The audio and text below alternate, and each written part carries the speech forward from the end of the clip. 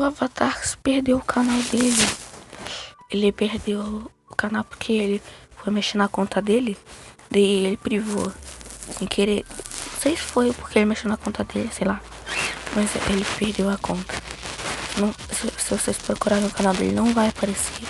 Se você aparecer por causa, se você for no caso de um link do canal dele que eu coloco às vezes na descrição, quando ele faz a thumb ou que ele aparece, não vai aparecer. E vou calar a boca. Uma opinião é negócio. Eu tô gravando. Eu não falei nada. Ai, vou pôr aqui. E mais ou menos isso que eu queria falar. O canal dele realmente sumiu. E ele me disse que vai criar um novo canal. E é isso. Tchau.